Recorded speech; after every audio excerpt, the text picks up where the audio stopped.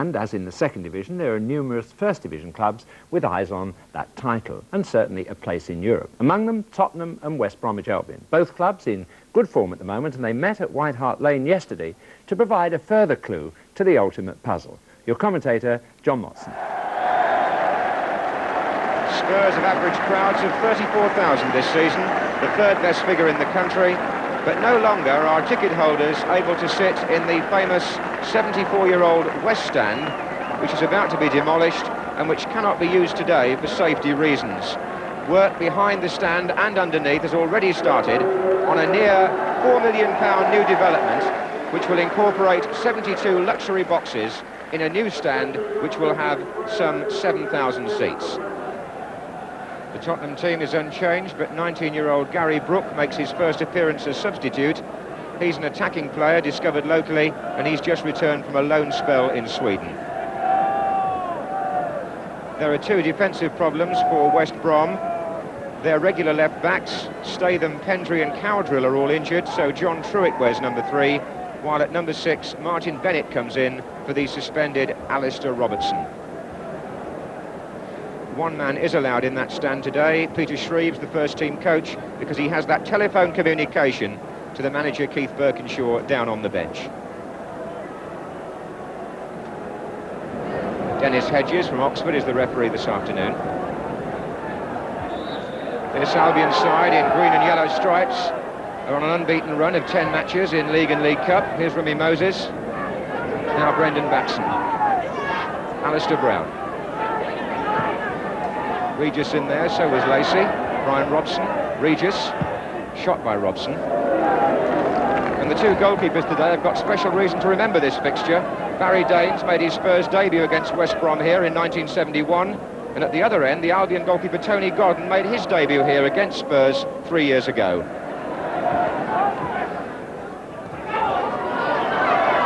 Robson staying very close to Ardiles. That could be an interesting little battle in the middle of the field today.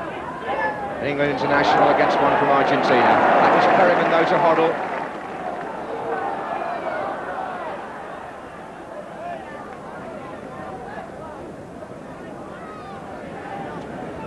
Robson rapidly establishing himself in the England side.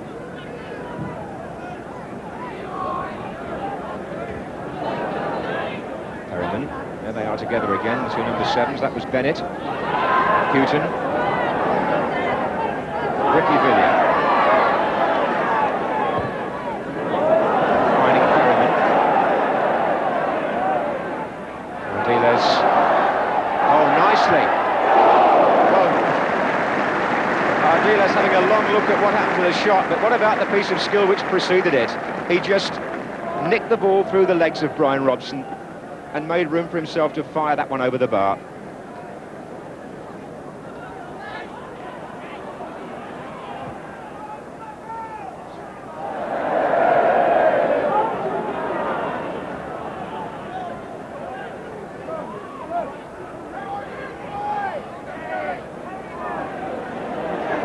Two players moving well to the right of Villiers, one of them being Don McAllister here. 3 in the centre for Spurs. Here's Ardiles. Glenn Hoddle in a great position. His shot, good save by Tony Godden. Instantly struck by Hoddle, who'd taken up a superb position to receive the cross from Ardiles, and Godden going to his left to make a sharp save.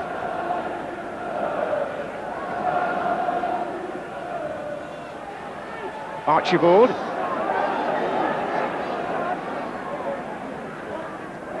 Robson straight to Ardiles, and John Wilde covering.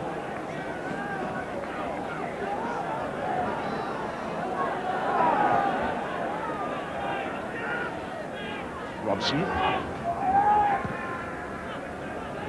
Truitt. That's a good ball. Gary Owen and Brown in the centre unmarked. Here's Brown. Daines saved the first one, and Brown followed in. Well, what a simple goal in Albion's first attack, virtually. Gary Owen got away on the left. He crossed. Alistair Brown's first effort driven against Barry Daines, and he followed it in to score. Well, that's taken the wind out of Tottenham's sails for the moment. After they'd started very promisingly, Spurs, their defence is caught, and all sorts of inquests going on there, you can see, because that was slack defensive play by Spurs, as I'm sure they will admit afterwards.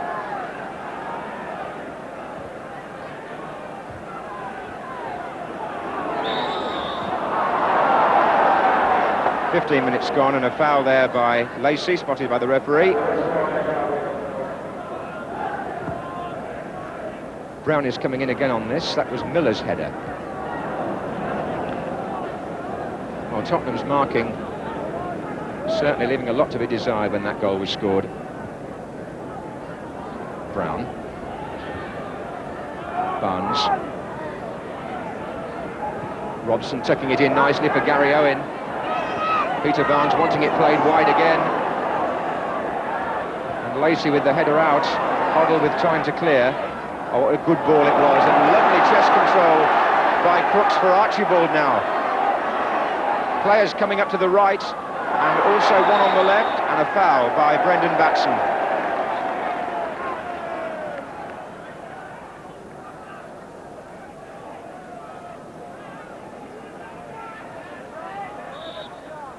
Ardile's shot, parried by Godden, his second save, this time going the other way to his right.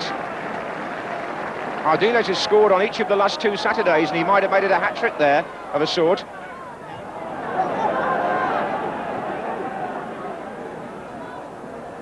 It's nicely done between Peter Barnes and Brian Robson, and Alistair Brown in space again. He's got Regis on this side. Barnes is also well forward. Still Brown, pulling it back for Cyril Regis to shoot. Offside against Peter Barnes, wouldn't have counted. Barry Daines wasn't to know that. As Regis shot, Daines went to his right to make a save, but look where Peter Barnes was, in an offside position, and the linesman's flag was up. Keith Birkinshaw, the Spurs manager, was saying to Jimmy Hill in this morning's Football Focus that Spurs must learn to defend better, and he won't be pleased by the way the first goal was scored by Albion today. Second from the right as we look on the bench, Keith Birkinshaw. Crooks, and in the back of Crooks, John Weil conceding the free kick.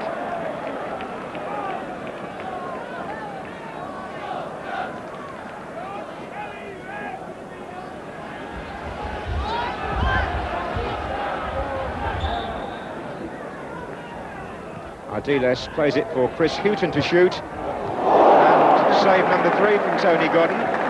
Just put his 2 fists there, and the ball did the rest. McAllister.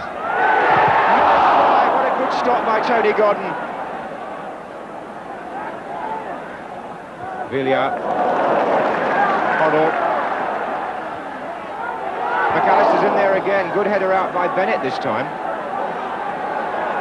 Villiers. And Albion here have suddenly got a man over. This could be very dangerous for Spurs. And Brown is through the middle again, onside. And in the centre, he's got Owen and Barnes waiting as the goalkeeper tries to get back, and Truitt comes forward for Albion as well. And Daines finally makes a save, having regained his ground.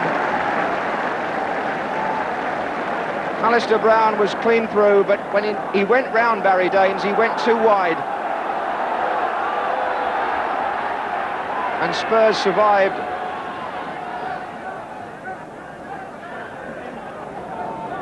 Robson. Batson again. 5 Albion players forward in the attack. They do get forward quickly. There goes Brown again, and that's going to go wide. And Alistair Brown, Robson put the ball through, but Alistair Brown must be wondering quite where his hat-trick has gone to. He got the first goal, but he could so easily have had 2 more. Cold afternoon for watching football. There's Perryman. Oh, Tottenham not helping themselves at the moment. Here's Weil.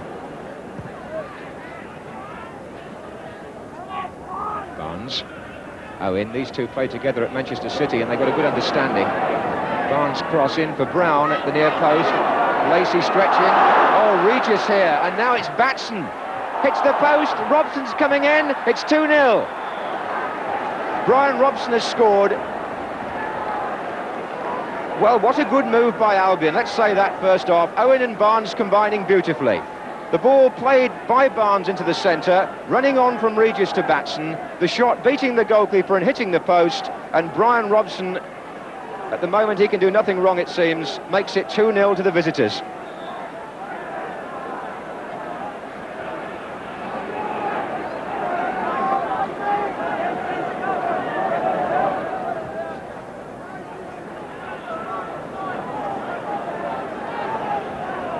I should imagine Ron Atkinson with his hand to his mouth there. The Albion manager must be very contented as we come up towards half-time.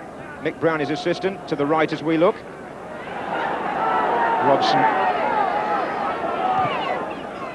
That's Brown with Miller in attendance. Oh, he's beaten them both. Regis, Barnes! Well, Don McAllister let the ball go, and Peter Barnes came in and made it 3-0. Set up by Alistair Brown on this side of the field, beating two players. Nice dummy by Regis in the penalty area. McAllister could have cleared the ball, I would have thought, but he let it run, and coming in behind him, Peter Barnes, to make it 3-0 to West Brom. McAllister reflecting on the sort of nightmare moment that can happen to any defender when you're not sure who's behind you.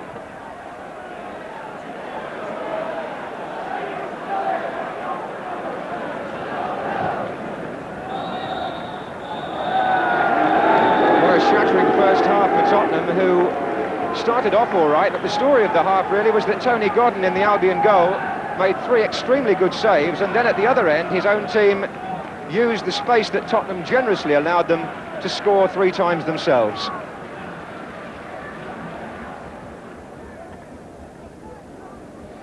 Well, that's the east stand at White Hart Lane, which is considerably newer than the one which is being demolished. This one was built in the 1930s, and that little crow's nest at the top you might be wondering about, that used to be the old press box years ago. It's now occupied by season ticket holders. I should imagine there were some harsh words said in the porter cabin, which is being used as the Tottenham dressing room at half-time. The old dressing room's being demolished along with the old stand. Spurs finding themselves 3 down at home. The crowd towards the end of the first half beginning to get on the backs of the Spurs players, who badly need some encouragement now.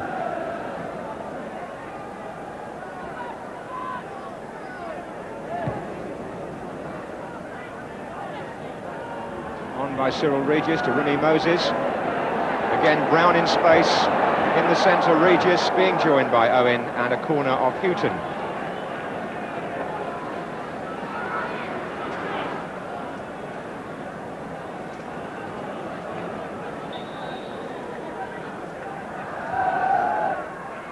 John Weiler flick, Regis, well saved by Barry Daines. That looked like number 4. Regis had time to get power into that shot, which he did, but Daines, falling in front of him, made the block.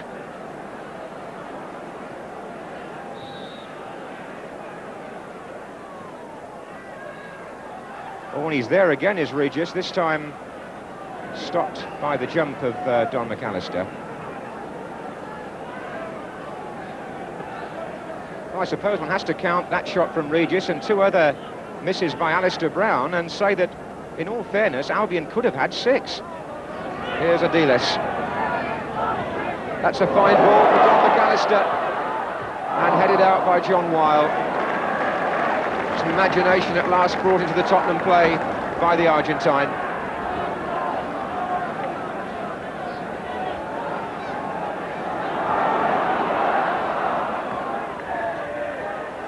McAllister hits the bar. Maybe a touch from Godden. Certainly McAllister, the unlucky player. Came in and won the ball in the air. Godden was up. The ball coming back off the crossbar. And a substitution about to be made by Tottenham. And we're going to get our first look in league football at little Gary Brook. And he's going to come on for Ardiles, who appeared to be struggling from a knock quite early in the game. Perryman. Hoddle again, that's a better one. Perryman. Here's Hoddle once more. And Godden, who distinguished himself early in the match, enjoyed making that save. Hit by Hoddle at a height the sort of goalkeeper would appreciate, and Godden able to turn it aside.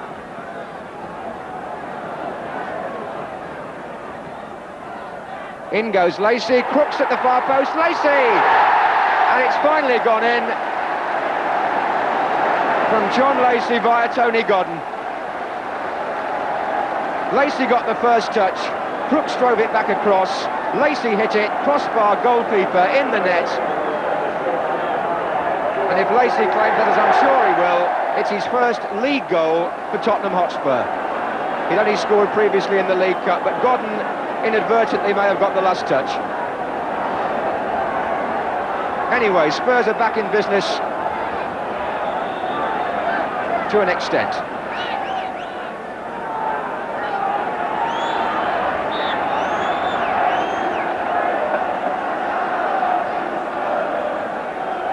But here comes Robson against Lacey.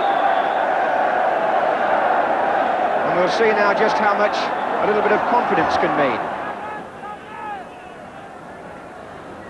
Here's Vilia for Spurs, here's Brook. Crooks waiting for a chance, so is Archibald here, so is Steve Perryman. And Steve Perryman, a great chaser of lost causes, puts Tottenham back to 3-2 with his first goal of the season. Gary Brook had a hand in it early on, which will be important to him. The ball played through and then across, and Perryman finishing well to make the score 3-2.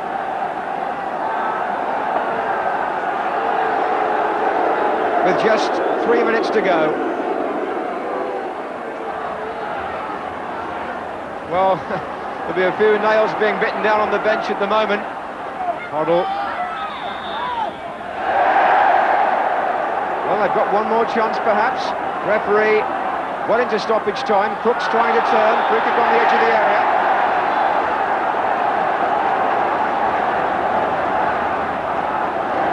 That's Hoddle, deflection off the wall, corner.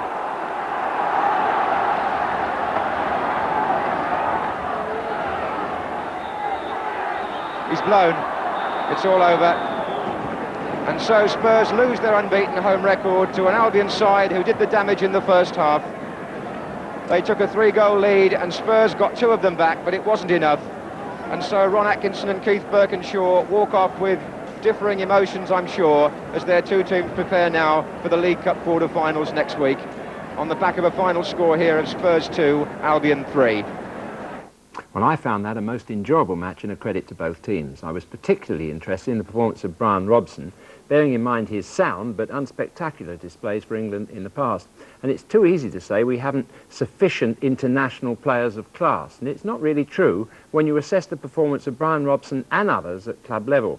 They don't lack the ability, they lack the confidence and maturity to produce it for England in strange surroundings and among largely unfamiliar faces. Now, Brian last played for England in a defensive role, and he quickly used his undoubted tackling ability in a manner of what we once used to call a wing half to let Osvaldo Ardiaz know that he intended to take over the midfield zone. Certainly, no one can accuse him of lacking guts or resolution, but it was his confidence to demand the ball from his friends and then loose a penetrating, adventurous pass that distinguished the club performance from the international one. And this personal camera emphasises the vision and striking skill of Robson. And as we repeat that from the wider view, we see that he's found the gap between the white-shirted Spurs defenders and also found the perfect pace to link with Brendan Batson's powerful right-wing run. The fact that the move finally came to nothing doesn't detract from the architectural expertise. A further fine example of Brian's extreme, instant and subtle passing capacity so nearly led to a goal from Regis. As Moses feeds him, the look before you play is obvious, and the first-time pass steered off the outside of the left foot floats up alongside the willing run of Ali Brown. That is sheer perfection in passing. And the final cross looked perfect, but somehow Regis, with the help of perhaps a nudge or two there, was it, that was unable to force the ball home. And it's no use blaming any England team manager if in the limited time available in mid-season the mix of players left after injury isn't able to muster the confidence and understanding to produce this level of teamwork. The passing telepathy between Robson and Brown grows out of time spent together. Ali Brown's nimble turns, a Regis dummy, McAllister's indecision all helped Barnes to round it off. But I came away with the impression that Brian Robson has it all, except the total confidence in the international arena.